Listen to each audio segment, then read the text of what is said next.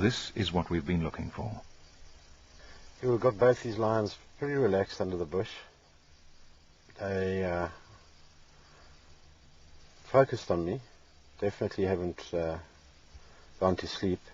So what I'm going to do is sneak out this side of the car, keeping my body hidden behind the vehicle. Once I realize that they're completely relaxed with me outside the car, I'm going to get down on all fours and crawl towards them. And that should create some interest. And hopefully it's not too much interest. There's no written recipe on how to approach lions on all fours. So for you folks back at home, don't try this.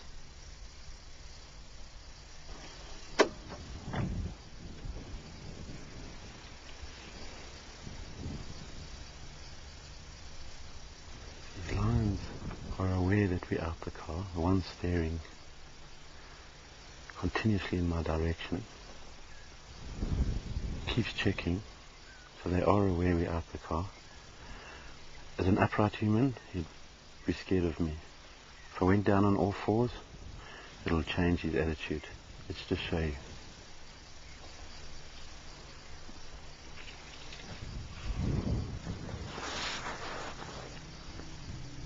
Okay, let's go.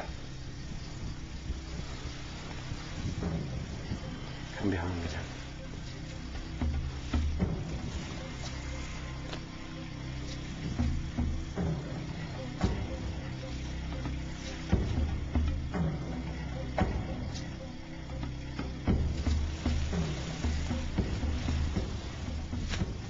Straight towards him. I think he's going to probably scoot, so I'm going to crawl towards this bush in front of me.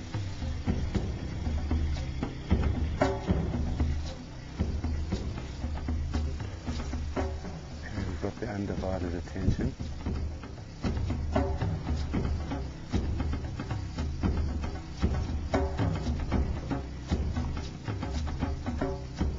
Lions have individual character. Mike will be meeting the more confident one.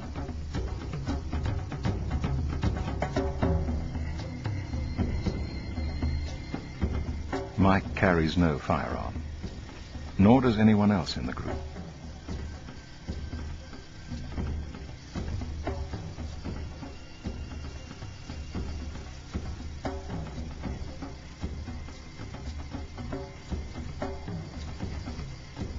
If the lion rushes Mike now, he has absolutely no chance of making it back to the vehicle.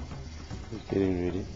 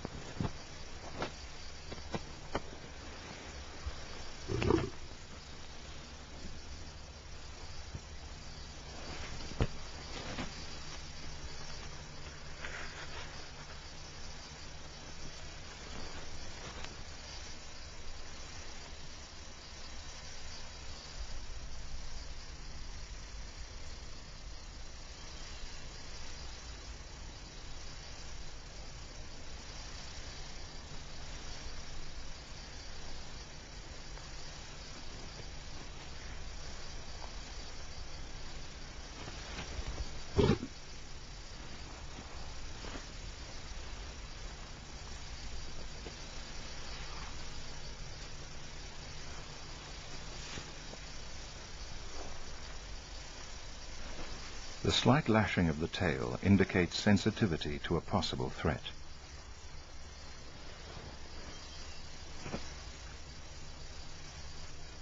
Mike has spoken of floating over the edge of the lion's comfort zone.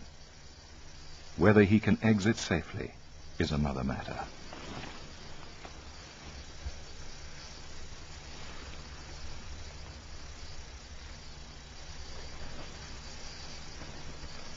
The second lion seems to be regaining its confidence. If it joins the proceedings, Mike's situation will become doubly precarious.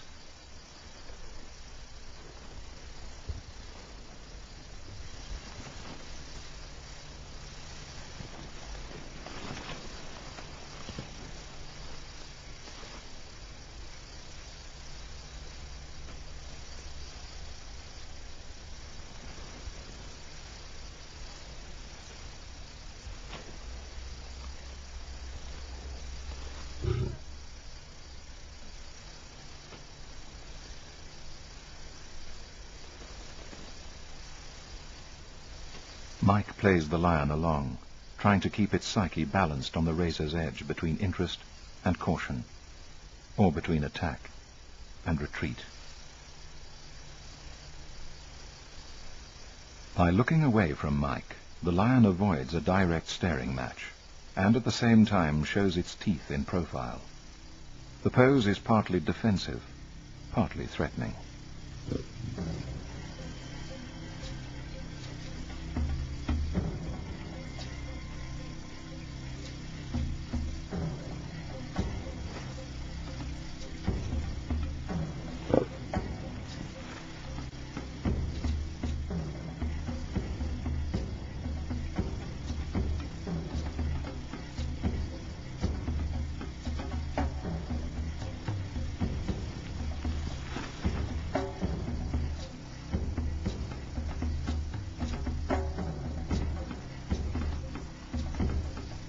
Mike lies back in the grass.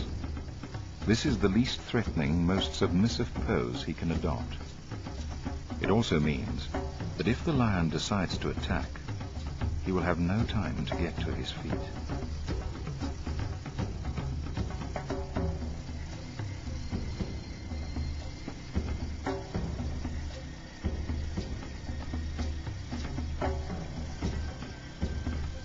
An exploratory jab with a paw could remove Mike's face.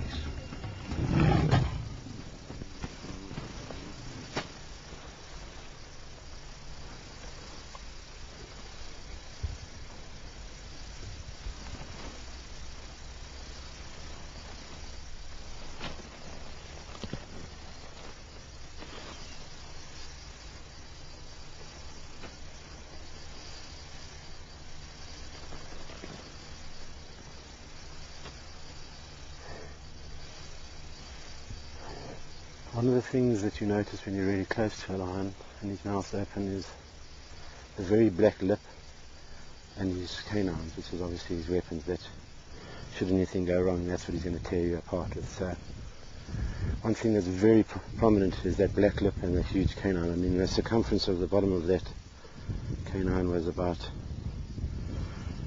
bigger than $1, you know. So very sharp. I could even see the saliva on his lips. And he got very interested in me at the end, came in very close, which probably made him a little more braver than, he was braver than I. I always backed off out of his circle so that I didn't become too obvious a prey. You know, if something doesn't move and he comes in and he sniffs, and he likes what he smells, he's going to give you a cuff. And if that cuff knocks you out or injures you or draws blood, the whole process changes. The cogs go forward and that's what becomes a kill. So our lion's man-eaters, this morning it didn't look like. He was very interested as a toy or a plaything, but I don't think he saw me as a food source. You can imagine that you can threaten the king of beasts with a toilet roll, and that's simply not to knock him out with or, you know, shed tears, but it's basically an object that if he comes right in and it looks as though he's going to have a go at me, I'm going to use this either to throw at him, to make contact with him, or to throw past him, which will distract him for a second. It'll catch his eye, and in that second, that's the second I need to get myself out of the predicament I've just got myself into. Would Mike be able to